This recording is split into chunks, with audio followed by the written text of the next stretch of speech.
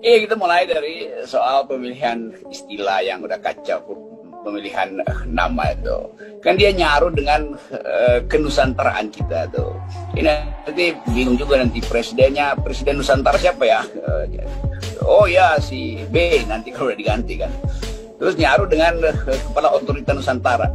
Jadi nanti kita nggak bisa bedain tuh yang berkuasa di Nusantara ini kepala otorita atau presiden tuh. Untuk para Rocky Gerung, beta ini pemuda NTT yang tidak berpendidikan tinggi.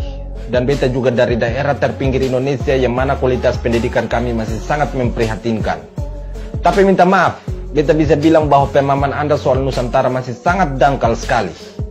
Masa Anda mengatakan bahwa orang akan bingung soal siapa yang akan memimpin Nusantara, presiden atau kepala otorita? Anda juga menanyakan siapa presiden Nusantara. Pertanyaan Anda itu kalau disederhanakan jadinya siapa presiden negara kepulauan. Karena inti dari kata Nusantara itu merujuk pada kepulauan, bukan pada suatu negara. Sejak kapan ada negara yang bernama resmi Nusantara sampai dipimpin oleh presiden? Nama resmi negara kita bukan Nusantara tapi Indonesia yang di dalamnya terdapat Nusantara.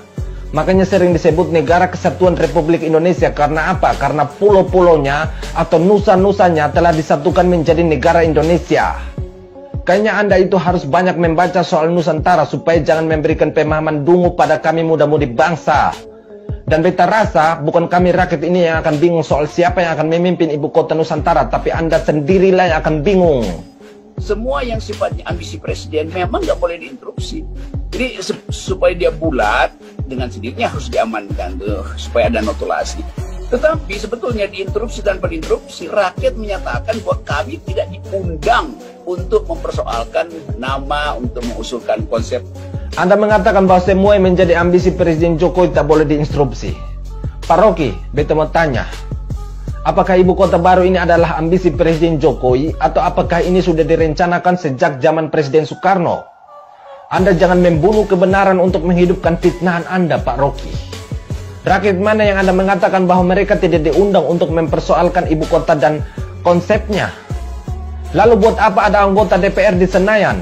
Fungsinya apa mereka yang duduk di kursi empuk Senayan kalau bukan menghimpun, menampung, serta menindaklanjuti aspirasi rakyat? Atau apakah Anda mau agar ratusan juta rakyat Indonesia ini masuk ke Senayan dan ikut rapat bersama-sama di Senayan baru Anda bisa mengatakan bahwa rakyat diundang, begitu? Kalau mau dibilang Anda itu putra timur yang mampu mendidik putra-putri di barat sana, tapi kenapa Anda punya pemikiran dangkal seperti ini? Kalau di istana rakyat, maka seluruh rakyat itu mesti diminta semacam dengar pendapat lah. Kan ini jelas siapa tadi bocorin, ini 2 hari 2 malam. Ya artinya rakyat nggak mungkin ikut 2 kali 24 jam nggak tidur untuk membahas kan. Kan mestinya dibikin panjang supaya rakyat diundang. Ini blok Jawa Indonesia Timur setuju nggak, blok Indonesia Barat setuju nggak, dan terutama rakyat Kalimantan setuju nggak tuh. Baru itu kita anggap itu kita bangun bersama.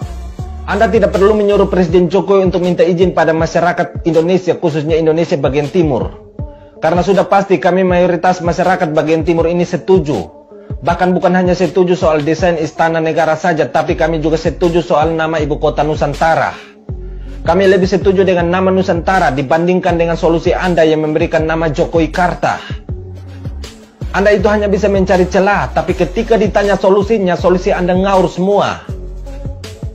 Anda juga protes soal singkatnya waktu pengesahan undang-undang ibu kota negara. Lalu Anda mau rapat sampai berapa puluh tahun baru undang-undang tersebut disahkan. Anda pikir kami rakyat jelata ini tidak tahu kalau ada biaya untuk rapat?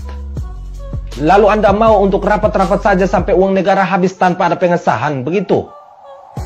Ibu kota negara ini sudah direncanakan sejak dulu, jadi tidak perlu rapat yang berlama-lama. Dan Presiden Jokowi membuat undang-undang lalu diajukan ke DPR. Dan di DPR itu ada partai yang Anda dukung, yaitu Demokrat. Mereka juga setuju dan mensahkan undang-undang tersebut. Kenapa Anda tidak protes ke Demokrat? Kok Jokowi yang jadi sasaran Anda? Kalau Demokrat setuju artinya Demokrat juga menyuarakan suara Anda. Karena selama ini Anda merasa sebagai bagian dari oposisi dan pendukung Demokrat. Kenapa Anda jadi panas dingin seperti ini? Atau apakah Anda mau Kalimantan tidak maju seperti Jakarta? Anda mau Jawa sentris saja? Atau jangan-jangan Anda takut lahan demo yang berbau anarkis akan hilang? Jadi stop tipu-tipu rakyat, khususnya kami masyarakat bagian timur. Kami bagian timur ini mau maju, bukan mau didungu-dungukan oleh pernyataan Anda yang hanya bisa diterima oleh pemikiran dungu. Jadi daripada Anda menghabiskan waktu untuk menyerang Presiden Jokowi, mending sekali-sekali mainlah ke kampung halaman Anda, supaya Anda bisa melihat kemajuan Manado saat ini seperti apa. Jangan Anda hanya bisa melihat dari Jakarta sana dengan kacamata dungu, yang hanya bisa mendungu-dungukan orang.